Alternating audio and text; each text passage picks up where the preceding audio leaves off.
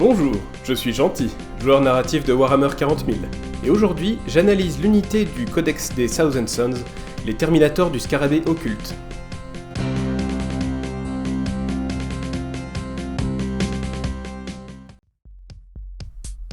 À l'époque contemporaine du 41e, ou peut-être du 42e millénaire, les Terminators du Scarabée occulte sont pour la plupart des armures vides habitées par les âmes d'anciens Space Marines de la Légion des Thousand Sons.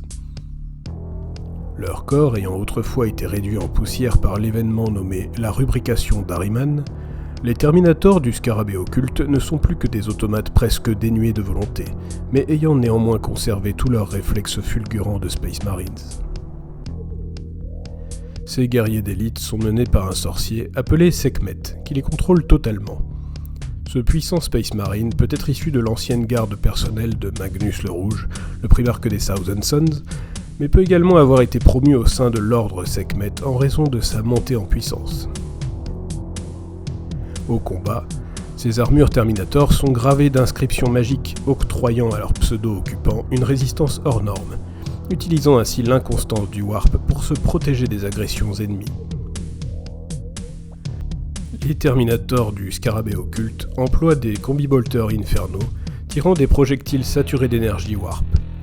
En combat rapproché, ils utilisent une épée énergétique recourbée dite Khopesh, inspirée d'anciennes traditions de leur défunt monde natal Prospero. Ces armes combinées à la magie impie du dieu Tzeentch font de ces guerriers hérétiques de redoutables combattants qu'aucun adversaire ne peut ignorer. Les figurines des Terminators du Scarabée occulte sont sorties pour la V7 du jeu en 2016. Comme toutes les figurines récentes des Thousand Sons, elles sont magnifiques et truffées de détails, ce qui ne facilite pas la peinture. Je les apprécie beaucoup, toutefois je ne les recommande pas aux débutants. Je vous présente ici les Terminators du Scarabée occulte peintes par mon pote Babar, qui est l'un des meilleurs peintres que je connaisse. Il a parfaitement réussi à reproduire le schéma complexe des Thousand Sons. Vraiment mec, respect.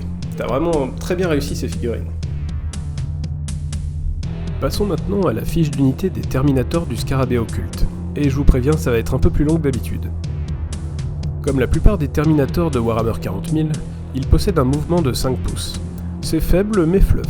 Ça reflète bien la lourdeur de leurs grosses armures. Endurance 5, sauvegarde à 2+, 4+1 vue, 3 points de vie, ou 4 points de vie pour le sorcier, sont des caractéristiques classiques pour des Terminators. C'est très résistant, notamment grâce à la sauvegarde d'un vue à 4+, qui peut arrêter les armes les plus puissantes. Les squads possèdent un faible commandement de 7+, heureusement compensé par celui du sorcier à 6+. Cela n'aura pas vraiment d'incidence en jeu, toutefois gare aux adversaires dotés de la règle précision. Cela colle bien au fleuve de ces guerriers qui n'en sont d'ailleurs plus vraiment. La CO de 1 est un peu trop faible à mon goût, mais quand on sait que ces armures sont vives, ça se tient. Comme tous les Terminators du jeu, ils bénéficient de la règle frappe en profondeur. Cette règle accroît grandement de leur utilité, en leur permettant d'apparaître n'importe où sur le champ de bataille à 9 pouces de tout ennemi. La règle de faction commune à tous les Psykers Thousand Sons est la cabale des sorciers. Cette règle est aussi complexe qu'intéressante. À la phase de tir, chaque figurine possédant cette règle peut tenter de lancer un rituel, à condition qu'il n'ait pas déjà été invoqué par une autre figurine à ce tour-ci. Pour ce faire, il faut faire un test psychique en lançant 2d6. Si un double est obtenu, la figurine subit un des 3 blessures mortelles. Si le résultat est supérieur ou égal à la valeur de la charge warp du rituel tenté, il se résout. Il existe 4 rituels possibles, chacun avec un niveau de difficulté croissant.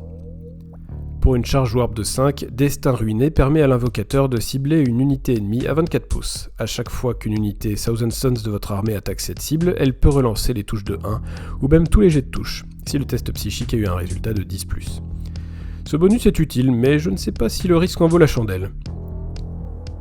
Pour une charge warp de 6, accélération temporelle permet à une unité Thousand Sons engagée au CAC d'en sortir via un mouvement de D6 pouces, et même de 6 pouces si le test psychique avait un résultat de 10 ou plus. Je suppose que cela possède le double avantage de pouvoir sortir l'unité cible de la mouise, tout en permettant au reste de l'armée de tirer sur l'unité adverse.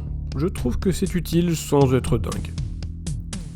Pour une charge warp de 7, Éclair de la Mort peut cibler un agent solitaire qui n'est pas accompagné d'une autre unité et lui infliger D3 blessures mortelles, ou D3 plus 3 blessures mortelles si le rituel a réussi 11+. Ce pouvoir est très bien, notamment contre des figurines de type Tech Marine par exemple. Enfin, pour une charge warp de 8, Revers du Destin peut octroyer +1 à la PA d'une figurine et même +2 si le test du rituel est de 11 ou plus. C'est assez fort, bien que je trouve dommage que cela n'impacte qu'une seule figurine et pas toute l'unité.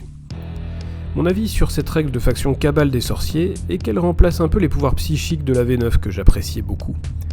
Ça colle bien au fluff des Thousand Sons, mais j'avoue ne pas trop savoir quoi en penser. Je suis un peu perplexe quant à ces mécanismes. La règle Rite de Coalescence inflige un malus de -1 au jet de blessure aux unités adverses qui ciblent les Terminators du Scarabée occulte tant qu'un Psyker, dont un sorcier, est inclus dans l'unité. Cela renforce un peu leur résistance, c'est un bon bonus. Passons maintenant à l'armement des Terminators du Scarabée occulte. Le sorcier qui mène l'unité est équipé au corps à corps d'une arme de force, 4 attaques de force 6 PA-1 D3 dégâts. C'est une arme assez puissante mais sans plus. L'arme de mêlée de ses subordonnés est le Kopech Prospérien, 3 attaques de force 5 PA-2 2 dégâts. C'est en quelque sorte une arme énergétique ++, efficace contre du Space Marine mais peu adaptée à combattre l'infanterie lourde, et qui souffre de la comparaison avec les gantelets énergétiques des autres Terminators du jeu, plus puissants. Toutefois ça reste une bonne arme, qui plus est dotée d'un style unique qui en jette. Voyons maintenant les armes de tir. Comme tous les Terminators du chaos, ils sont équipés de combi-bolters. Mais ceux-là sont un peu plus puissants que leurs homologues des autres légions renégates, car ils possèdent une PA de -2, ce qui rend les jets de blessure de ces combi-bolters infernaux beaucoup plus efficaces. Une figurine sur 5 peut être équipée d'un lance-missile Pire en Fer, d'une portée de 36 pouces, 2 attaques de force 10 PA-2 3 dégâts. Cette arme est efficace contre à peu près tout, excepté les grosses endurances. C'est une très bonne arme. Toutes les 5 figurines, les Terminators du Scarabée occulte peuvent au choix remplacer leurs combi-bolters infernaux par un lance-flamme Warp lourd, pour des 6 attaques de force 5 PA-2 1 dégât, et pourvu de la capacité Ignore les couverts.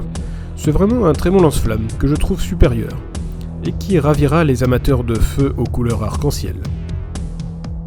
Ou un canon Faucheur d'âme, 6 attaques de force 6 PA-2 1 dégât, et pourvu de la capacité Blessure dévastatrice, qui transforme les dégâts en blessures mortelles, pour chaque 6 obtenus au jet de blessure. En gros c'est un canon d'assaut Space Marine, mais en mieux. Pour finir, le sorcier est équipé d'un fléau maléfique, 3 attaques de force 4 PA-3 1 dégât, et possédant les règles anti-infanterie 4+, et blessures dévastatrices. C'est une arme que je trouve moyen plus, c'est pas mal sans être dingue. Ça fait un paquet d'infos, ce qui est normal parce qu'avec des sorciers, rien n'est jamais simple. En conclusion, les Terminators du Scarabée occulte sont une unité beaucoup plus puissante au tir qu'au corps à corps, surtout en comparaison avec leurs homologues des autres factions du jeu. Leur design est vraiment superbe, et ces figurines ne laissent pas indifférentes une fois posées sur le champ de bataille.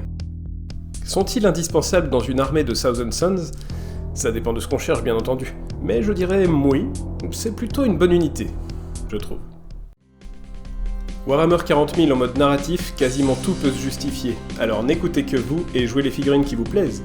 Et soyez comme moi, gentils